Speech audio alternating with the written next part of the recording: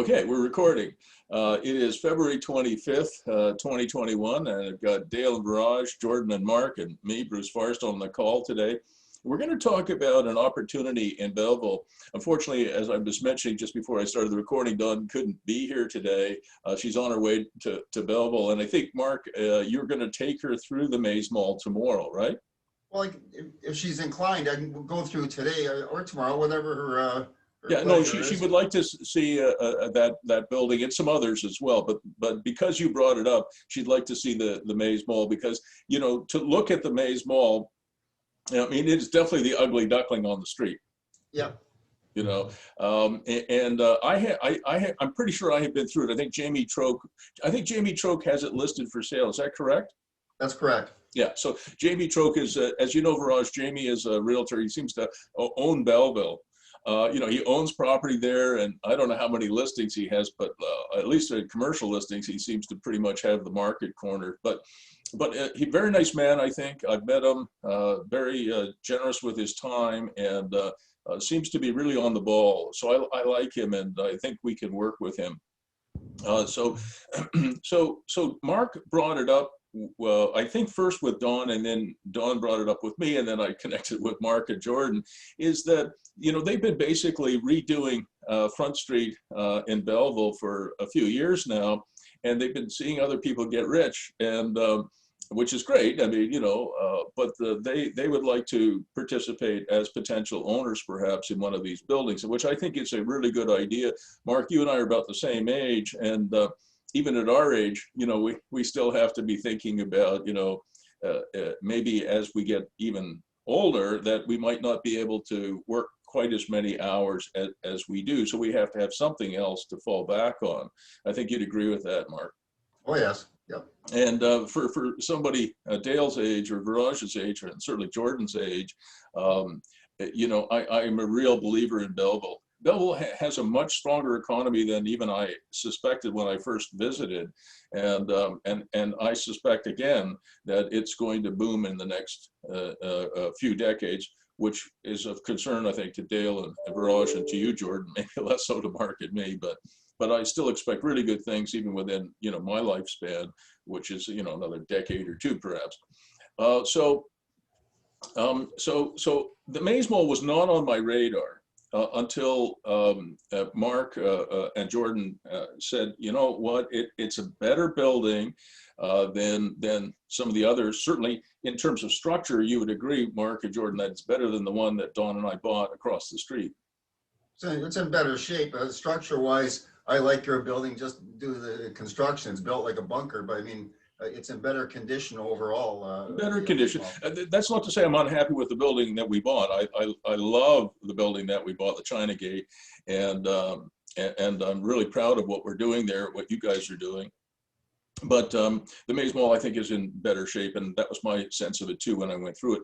The other thing, Dale and Viraj, that Mark pointed out to me is that it also has some existing income. So unlike the building that we own, you know, we bought it, and it is nothing but a money sucker right now.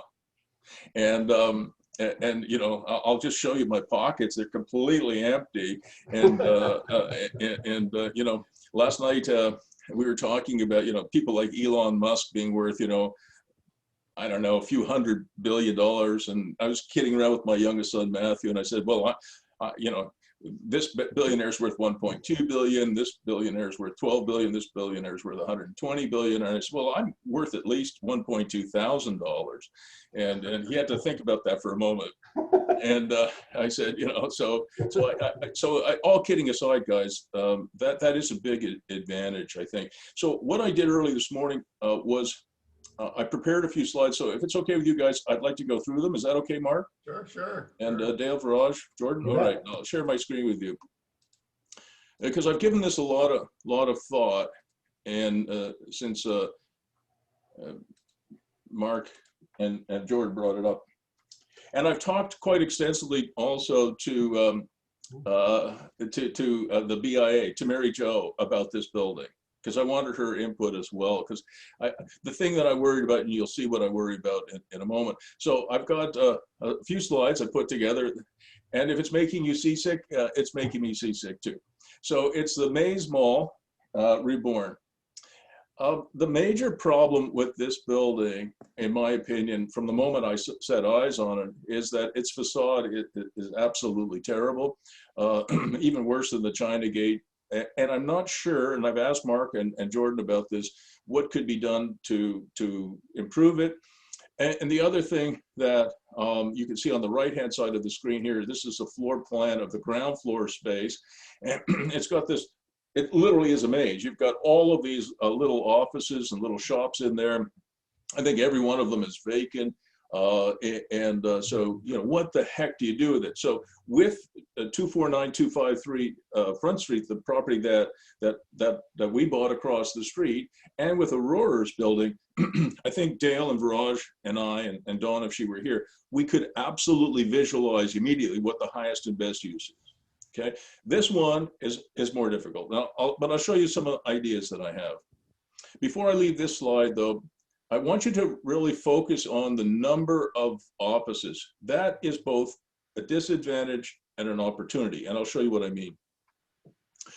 So some good things about this building is the fact that the streetscape, except for the Maze Mall, is actually pretty good. Like Sanssouci here is quite nice, I think. You know, this is at least presentable, and you know, the buildings around it are, you know, are certainly better than the Maze Mall. So these are just some chicken scratches I did this morning. And one of the first things that I think you would do in reinstating the building to a better use, and would give it at least the appearance of higher ceiling heights, is you would relocate this sign band from this, which is very low to the ground, to being consistent with Sanssouci. Do you see that, Mark? Yes.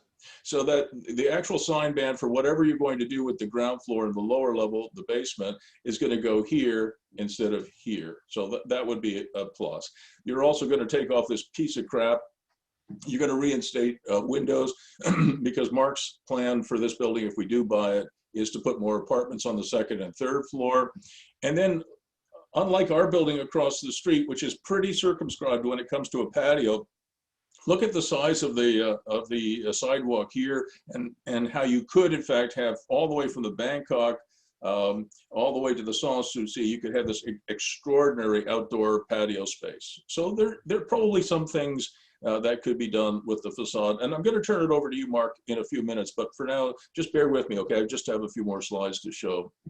Then I looked at the back of the building, and I actually like the back of the building better than the front. This is the back of the building here.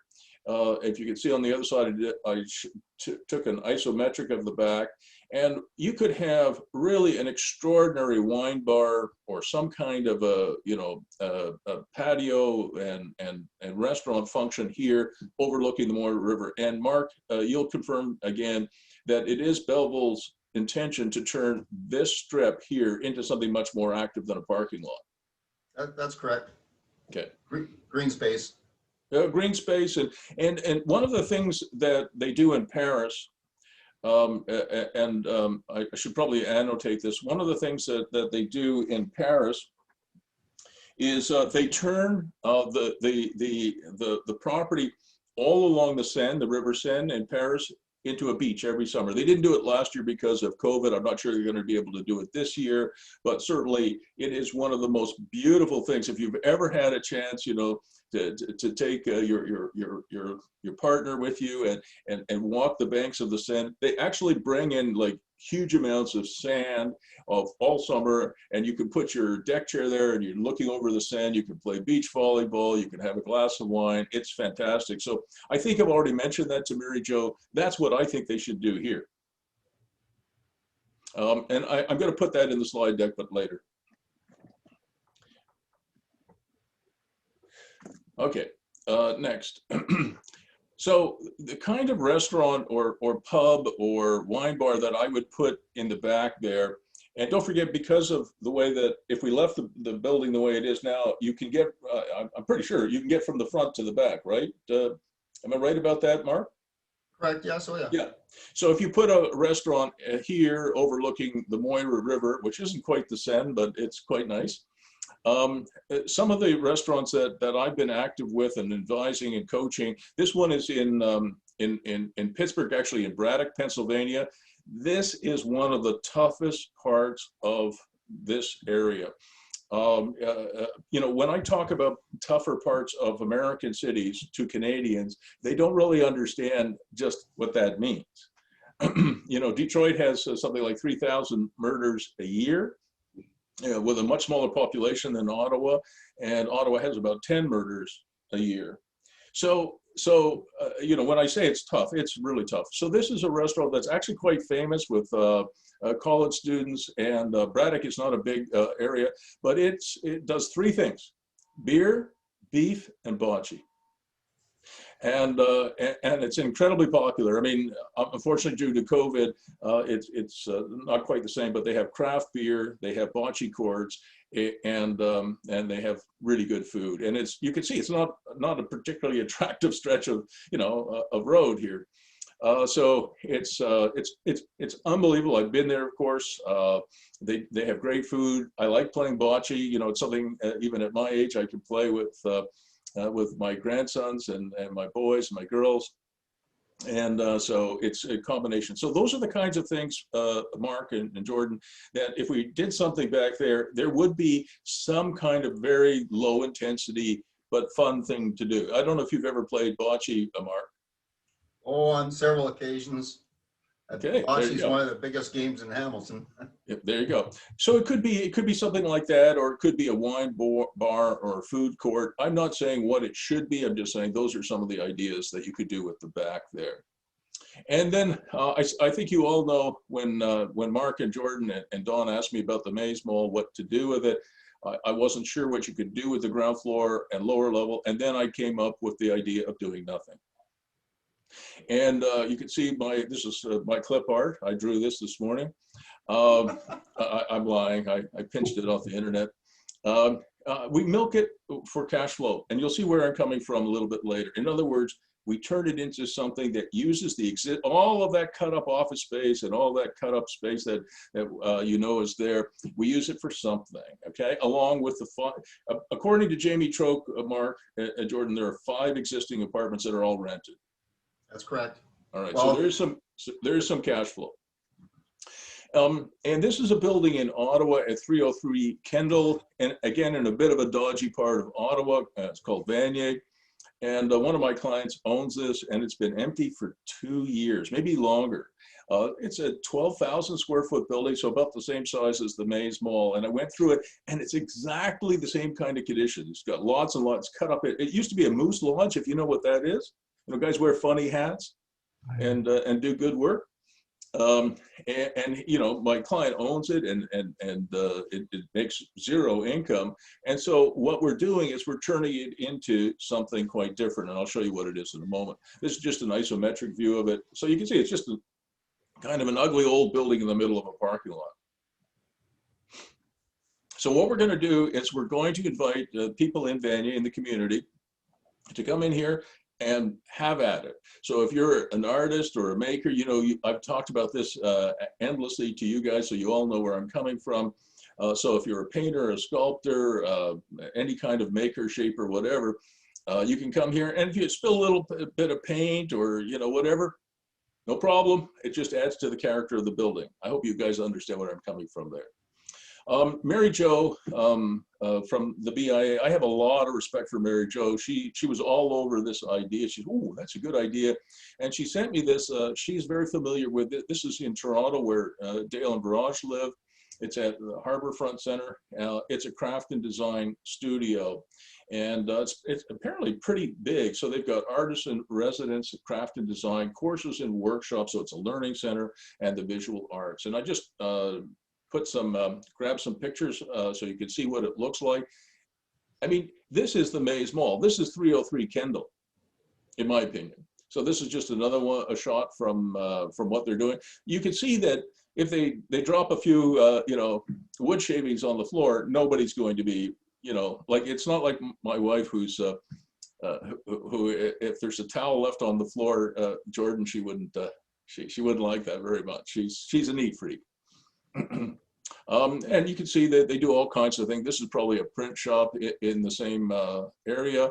It doesn't look a whole lot different than what you would see at the Maze Mall. Look at that, Mark. Can you see it? Yes. Oh, yeah. I mean, you know, somebody could do exactly that in the Maze Mall.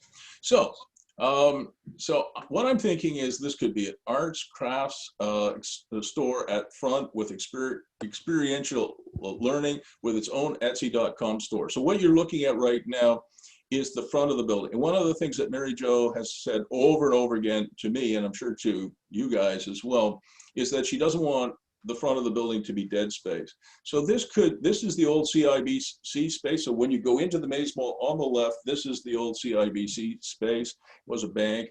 And it would make an excellent arts and crafts store with an experiential learning center. So you can bring your kids there, schools can come there.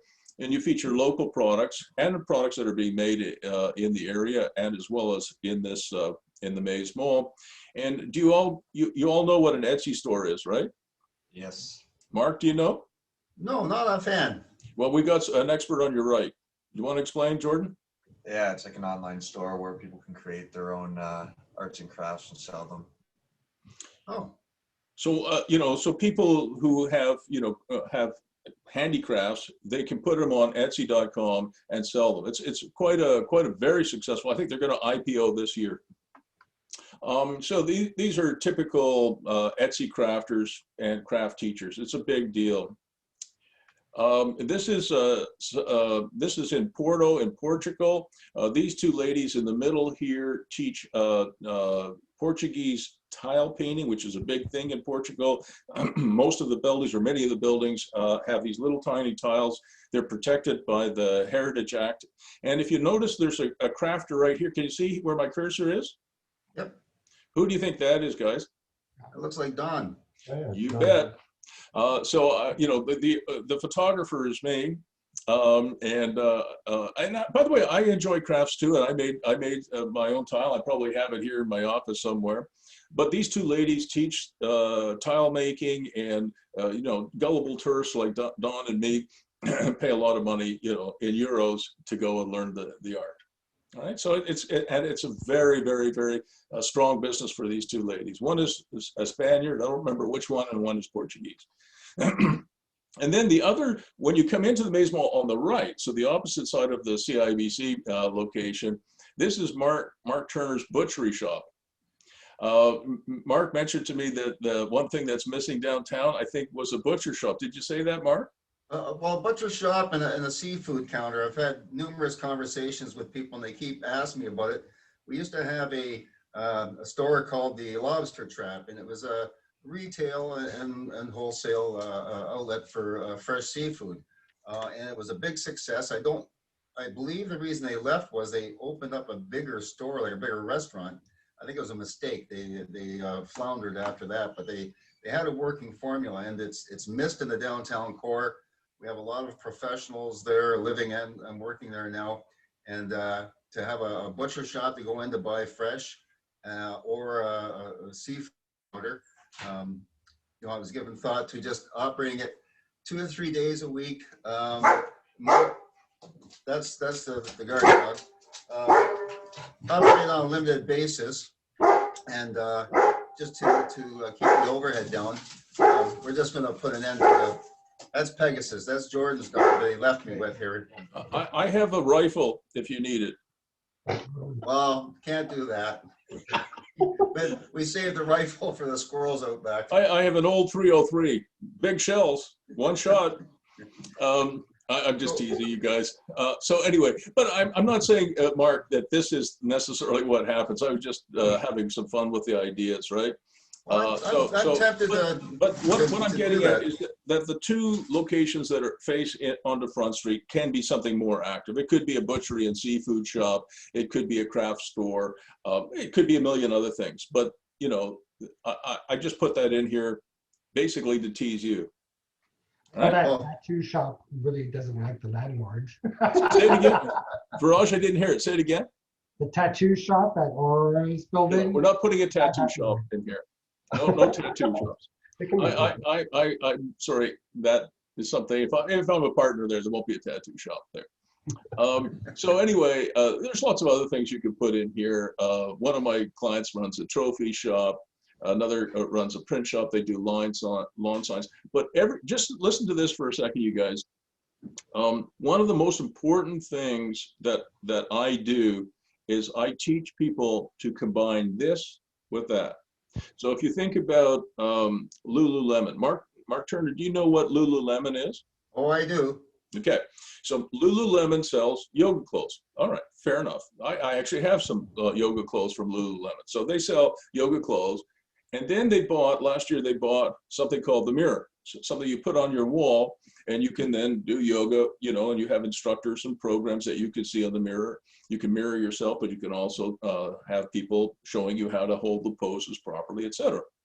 Obviously, it's only a matter of time before Lululemon starts to sell clothing on the mirror, right? So I could stand in front of the mirror, I could model their newest stretchy yoga top or their yoga pants, whatever. Oh yeah, that seems to fit me well. They'll be able to, look at the shape of your body this way, and then when you turn profile, and probably ship you stuff that fits.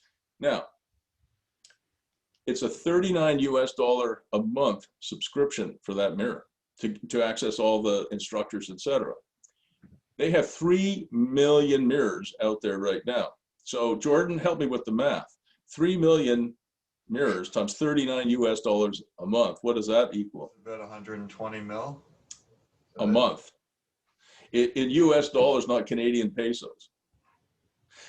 So you can see what I mean by combining this with that. People are really starting to understand business models like that. So when I talk about a sign shop that produces lawn signs or signs without an installation arm is a stupid printer, right? Because what you should be doing is somebody like Viraj and me, who are realtors, we should be able to go to a print shop and say, hey, I need a couple of signs, or I need some lawn signs. Can you do them for me? And can you, put them on the properties for me? Absolutely, right? So it's combining this with that.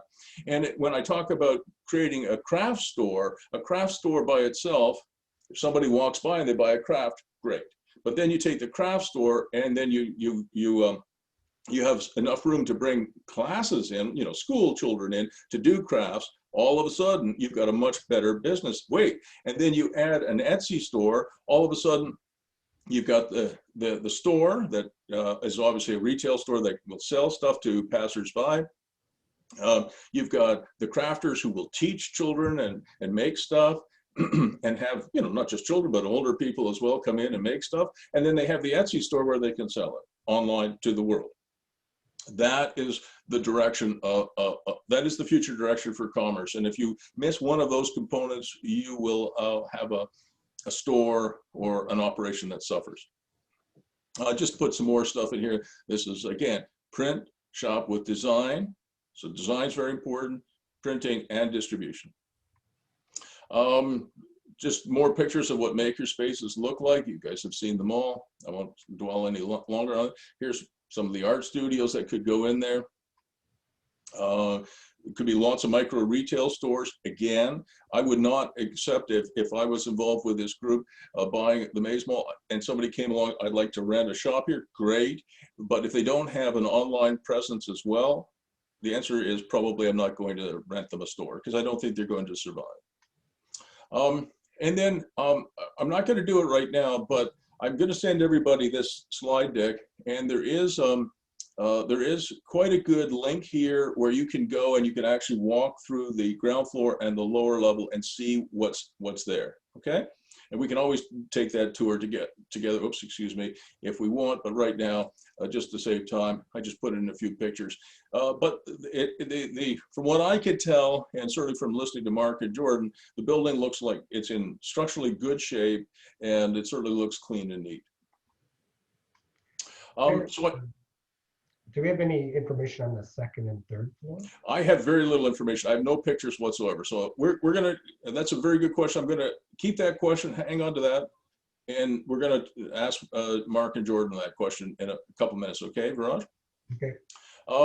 So one of the things that Mark, I think they're asking about $800,000 for the building. And one of the suggestions that Mark made is you probably get it for $700,000 or thereabouts with a $10,475 in land transfer tax, some legal fees, title insurance and disbursements, probably about $715,000 to buy it. And Mark did say that there's probably available a seller take-back mortgage. So we might be able to get a seller take-back mortgage from the current owner. So we would need to find $250,000 in cash to buy it, and we'd get about $465,000 first mortgage from the seller for 3 years at 3.5%. So we wouldn't even have to go to a bank to do this. So those are sort of the numbers I was playing with. And then I put down a rental budget. This is absolute guesswork. So it's just guesswork. So it's not to be taken too seriously. I put in $14,000 for the signage, $86,000 for the facade. I assume we could get a facade grant to enhance that. Do some lipstick on the ground floor and the basement, not much, but just some lipstick. I'm not even sure what that is. It's just an allowance.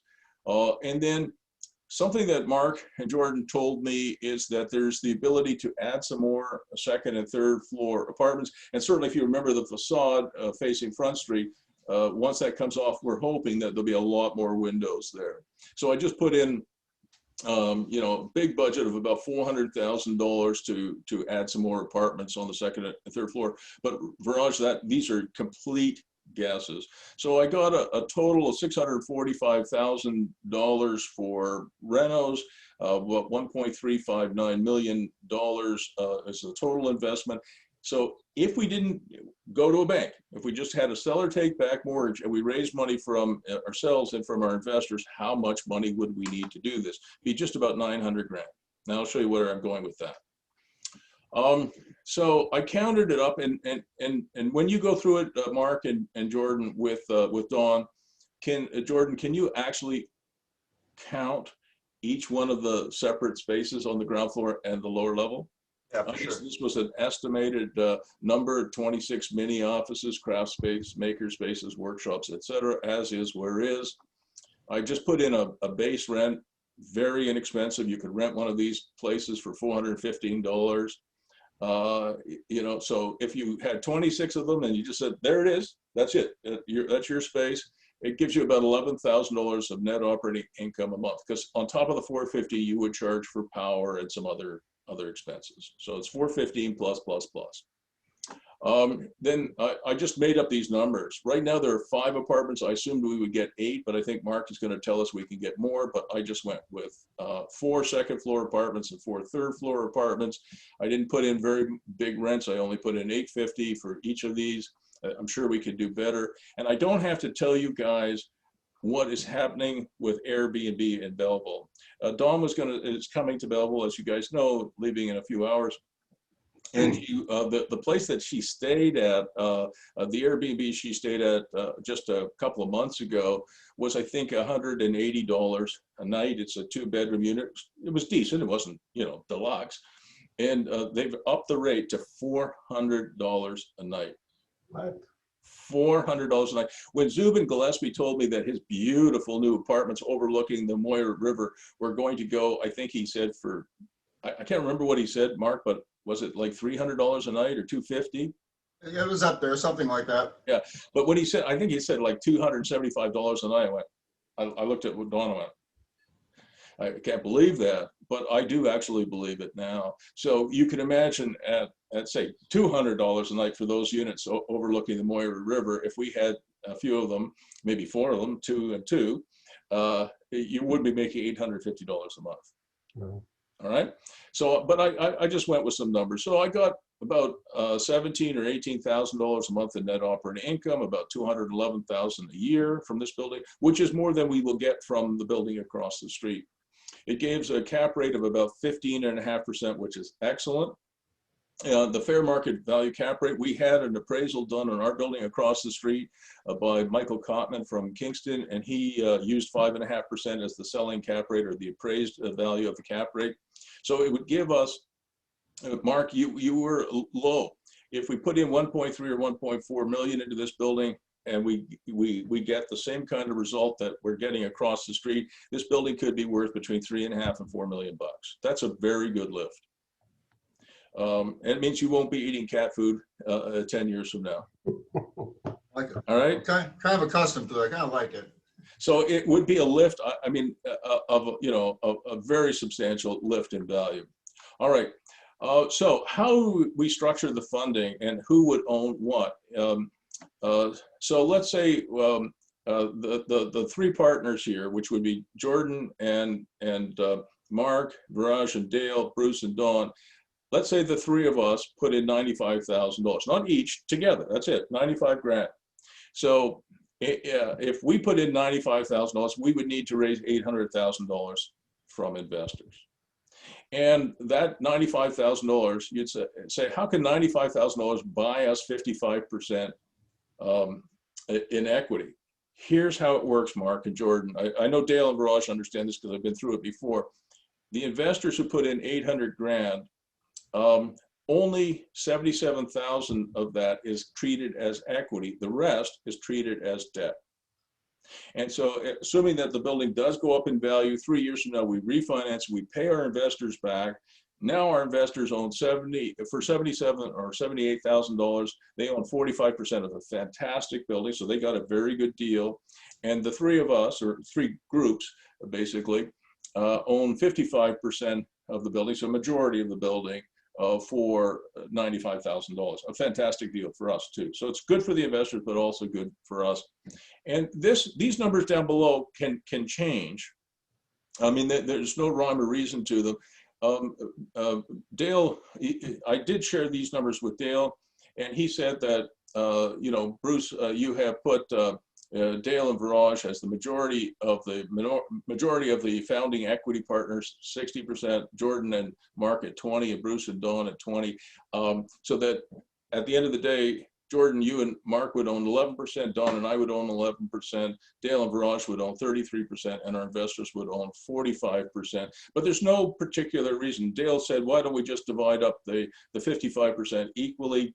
You know, I'm okay either way, but there is one thing I want to do, and that is whether we divide it up equally so that everybody ends up with just under 20%. I'm fine with that too, Dale. But the one thing I do want to say is that in my opinion, whether it's you owning 33% and Dawn and I owning 11 and Mark and Jordan own 11 or more equal, you should have at least one more share than everybody else, because this, at least in my opinion, as your coach and as your friend to everybody, this should be your show.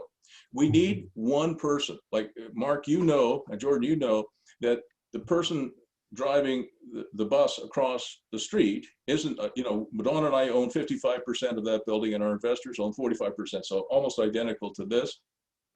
But our investors, other than giving them updates on a regular basis, they do zero work.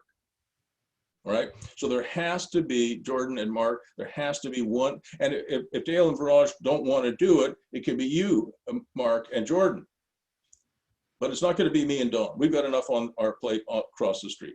Okay? So it can't be us. So either Dale and Viraj are going to own one more share than Dawn and Bruce and Mark and Jordan, or Mark and Jordan are. And whoever owns that, you know, 1 extra percent or whatever it is, we know where the buck stops. Because you can't have, it can't be a group of 6 people running the project. It has to be one controlling mind, which would be, you know, these two guys share half of a mind each, and Jordan, you and Mark are the same, and Dawn and I are the same. So you guys have to think about that, okay? Yep. All right. You know, basically, the way I have done many of these deals is we would create a corporation to purchase this if we wanted to do it. Our investors would get preferred shares. The founding partners, which would be the group of our group of 6, would get common shares. Preferred shares have dividend protection. They have a preference on dissolution or windup, and they have tag-along protection. So preferred shares to investors are preferred by investors by and large, but they have no votes. All right, so the only voting shares would be held by you know, you guys and Dawn and I,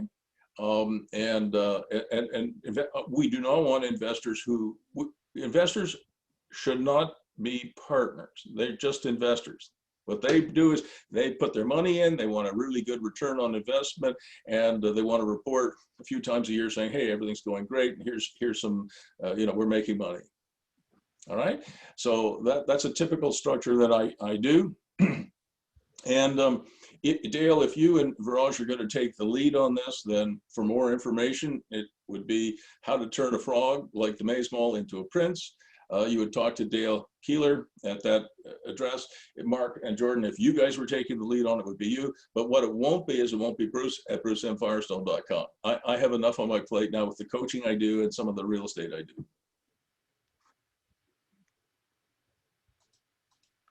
All right. Ooh, thanks very much for putting up with me. Yeah, So that looks Dale, good. you first. Who? You first, Dale. Well, I definitely, I thank you for doing all that groundwork and for putting together kind of a straw man that we can sort of beat around in terms of how to structure it, because I, definitely see, by doing that, you sort of illuminated kind of the opportunity, right? Which is there is money to be made in that building, and, structured in the right way and sort of invested in the right way, it can earn even a lot more. So yeah, that's pretty exciting. But I definitely, have a lot of questions, and they pertain probably more to kind of, securing this and how to, so I'd love to hear more in terms of the building itself. Mark, you've had obviously some interactions with it. I'd love to know, about the owner. Do we know them? Does anybody know them? What's happened with this building? Because it's been on sale for quite a while. I mean, I think we toured the building beside it, the Thai restaurant building last October, I think it was, or November. And Mark was with us. Mark took us through that. I think the Maze building was on sale then too, right? So anyway, so yeah, I'd love to hear more from you. Mark, do you want to handle that? Yeah, I'll weigh in. And initially how I got involved with this building, I've looked at it for years since I've been downtown, but it has been vacant and no interest whatsoever. Jamie introduced me to the owner. I knew him just a little bit from the encounter we had last year, the year before, just we met. Out of town owner, he's from Toronto, Matthew. I've had conversations with him. The purpose of the introduction was they had one unit on the 3rd floor. Matthew is the owner's name. That was vacant. The fella had passed away that lived there. So they're in the process of cleaning out, and they wanted us to rebuild it. So I've had a couple of guys there that do that for me, that just the build out part of things. They've been there for the last couple of weeks. They gutted the apartment, and it's almost refinished now. It'll be rentable within the next, well, it could be rented any time now, and for occupation within the next week. So what interests me specifically is the condition of the building, and you've seen everything. You have to see it and touch it and walk around it to get a true feel for the building. I think it's an opportunity just sitting there. And I'll answer one of your questions, why it's been sitting there in a moment. The interest for me lies in the fact that I believe we could build out 4 more apartments, 3 more. There's an area upstairs, Dale, Viraj, on the 3rd floor, which is not accessible easily. I haven't been up there yet, but I know how to get up there now. And it looks like we could put 2 apartments on the back and 2 in the front. When you're looking at the slideshow of Bruce's there, you may have noticed at the back, there's a stone wall, and it's got closed-in windows. There's 3 windows across the back on the 3rd floor. That area, I believe, could be turned into apartments, 4 more, front and back. Remove the steel, it'll improve the appearance of the building, and as Bruce says, lift the signage. Right now, it looks a little bit too low, close to the ground, and it actually obstructs view of the building. It could look a lot better. I've had conversations with the owner. He wants to sell it. I discussed with him specifically a vendor take back, and we bounced a number around, perhaps around a couple $100,000 thereabouts. I also discussed interest rate with them. You know, I wanted to see something like 5%, which is with no application fee and no appraisal fees and what have you. It would be a good rate. It would be astoundingly good rate. You know, it might go a little higher. I haven't sat down with them and gotten real serious about it, but I just wanted to get a feel for where he was. What I'd like to find out, lots of work to be done yet just to get a true picture of this building in terms of carrying costs and what have you, the utilities. And one thing I think would be done much better is that the lighting is on 24/7. And I think what we could do is just put motion sensor lighting in there to reduce the hydro costs just to start with. But I think what I'd like to do is have a look at the upstairs, make certain that we could build 2 to 4 more apartments. And I'd like to, before closing, if at all possible, and I think we could arrange this, pretty sure, I'd like to be able to do a fair amount of groundwork in terms of architect and getting organized. And I'm willing to spend some time, what limited amount I have, but I'd like to be able to direct the choir a little bit. We have a fellow, our mechanical guy, Brad Foster, is working on Bruce and Don's building, our project. He'd be willing to put some time in without charging, just to give us an idea of what the cost would be for mechanicals in creating these new apartments. And then the other apartments, there's a lot of wasted space there, and that's why I think it's a gem. With the right planning in place, and with the trades we have at hand in terms of architect and mechanicals and Jordan and myself, we can put together a fairly comprehensive picture without cost, just time. Time is money, but still, no one's going to be standing there with their hand out looking to be paid. I mean, if Jordan, the architect, you know, needs a few dollars, I'd be willing to take care of that initially, just to give us a true picture of what could be done. Yeah. So it looks like.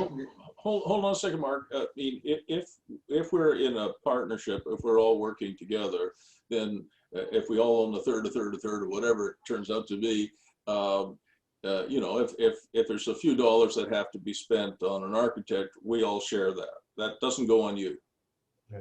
Well, I'm just putting that out there. I mean, I guess it's how much I believe in the project itself. I'm willing to, you know, do that. But I mean, that's fine. The point being, just to be fair to Mark and Jordan, Dale and Viraj have the capability of say putting 100 or 150,000 into it, and I suspect you guys can do the same, if not more. But the way I've structured it is typically how, instead of doing one project, we could do 3. So you know, let's say Dale and Viraj, I'm just making up numbers, could put in 300,000 of their own money, and Mark and Jordan could put 150,000 of their own money, and Don and I could find $100,000. That's fine. I mean, that's great. But if we only have to put in 95,000 between the 3 of us, and this is a success, there's no reason why we can't do another one and another one. And over the, you know, the point that I'm trying to make here is that at the age that you're at, Mark, and the age that I'm at, our runway is so friggin' short that it's very important to make your money go as far as possible in as short a period of time. And even at Jordan's age or Dale and Viraj's age, it's still a good idea where you own 55% of a building, and you know that's worth maybe $3 or $4 million, and you put in 95 grand. Right? And you got to remember, guys, I've done this hundreds of times for other people. And now, because of the situation I face after the Senators went broke, I'm doing it for myself. So why not do it for ourselves? That's the philosophy here. And so, Dale, what I'm thinking is, to answer your question, and only if you guys are willing, hey, listen, if you guys say this is a horrible idea, we don't have to do a damn thing. But I think it's okay for me to mention to Jordan and Mark that you and I, Dale and Viraj, are doing a webinar today. I think, is it at noon? Yep. Yeah, noon today for some investors, friendly investors.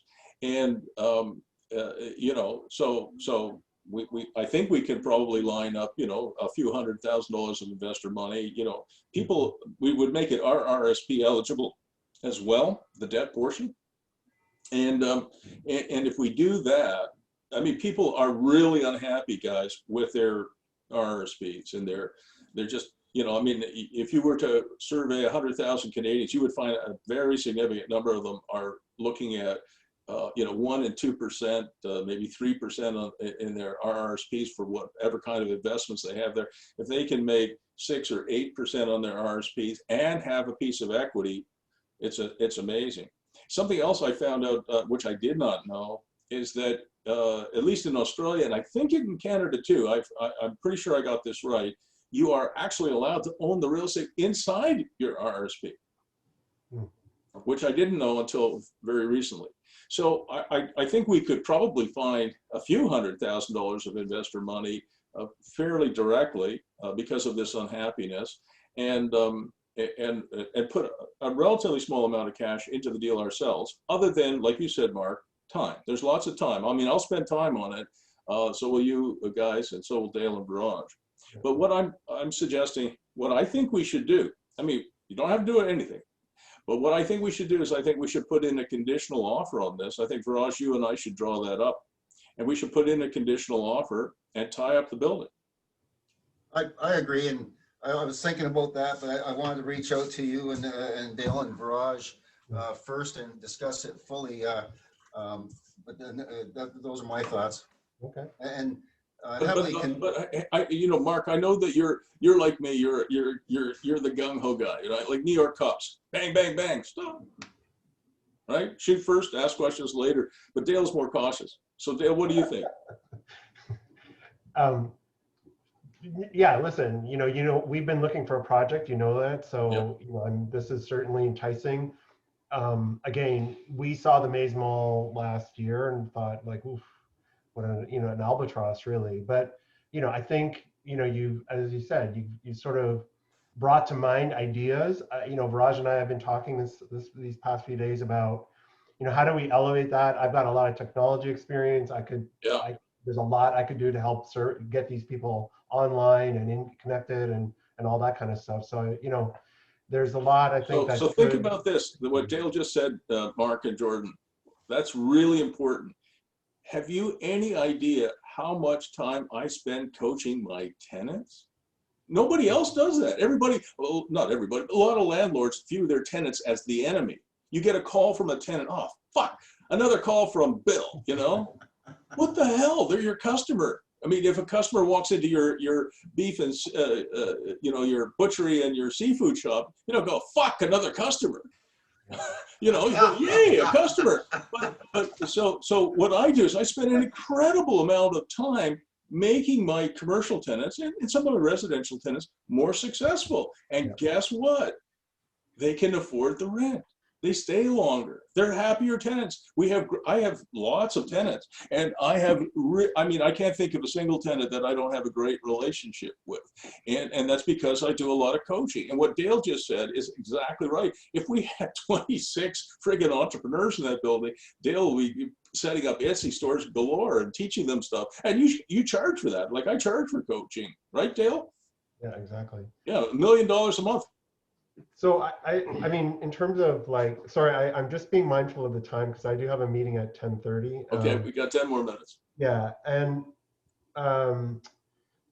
I definitely think, like, I'd love to see the place. Is it possible, can we tee up a visit where we can even see the apartments? Like, I know that takes time, so maybe we can get the realtor, let's set up a viewing with the realtor where the apartment units can be, we can go into the apartment units. Maybe sometime next week. I don't, you know, if we're putting in a conditional offer, that's usually what, a 30, 60-day due diligence period, right? So just because I didn't realize you were pressed for time, but that's fine. Don't forget we have that meeting coming up at noon though, right? No, and at 11. It's just a short meeting, but no problem. So what I did was, Viraj, remember the deal points memo we did for Rora's building? Yeah. So I was working on one this morning, and can we just take a few minutes to go over this, guys? All right. Yeah, in fact, I mean, Viraj can stay here and. No, I get that. I want you in on it too, because it's important. So this is the address, 248250 Front Street. I put in a purchase price mark of $704,500, so just over $700,000. Deposit of $5,000. a seller take back mortgage for 3 years, and I'll put it at 5% with a 20-year amortization. The reason I put in an amortization, most seller takebacks don't have amortization in them, is how long does it take, Jordan, how long does it take to pay off an interest-only mortgage? Oh, I have no idea. Well, interest only, you don't pay it off. You don't pay it off. So with at least you're paying off a little bit every month. It is not a private sale. As I understand it, this actually is on MLS. Is that correct, Mark? I believe so. In conversation with the owner, he indicated he's I think gotta it pay a is. commission. So we'll assume it is. Viraj will do some homework on it. This HST is 232, by the way. It's not 248 is Aurora's. shit. That's Aurora. Yeah. I searched for it on MLS and it's not there. All right, I'll just put in a question mark here. All right, HST is in addition to the purchase price. Viraj, you know how to use a commercial form, right? You're gonna coach me on that. I'm definitely going to coach you on this, but you don't use a residential agreement of purchase. You'll use a commercial form. Right. Okay. HST is in addition to purchase price, but Jordan and Mark, we are allowed to self-declare. As long as our corporation is registered for HST before closing, we can self-declare it. We don't have to pay it. Is that clear? All right, so we don't have to budget an extra 13%, thank God. That'd be nice. The commissions payable, Viraj, you and I would ask for 2.5%, which you and I would split, if that's okay with you. The seller, what is the seller's name? First name's Matthew. I don't know the last name. All right, Matthew, all right. The buyers would be Dale, and I'm gonna just put Dale in trust for a company to be incorporated. So we would put an assignment clause in there, Dale, so you would have no personal liability. Do you understand? Yeah. The realtor would be Viraj and Bruce. The realtor, is Jamie gonna represent the seller? Well, I believe so. The seller indicated that That's Jamie fine. has to pay Jamie. We don't so- care. That's fine. It's better if we're dealing with Jamie anyway. Representation, the buyer agent, which is you and me, Viraj, represents the buyer only.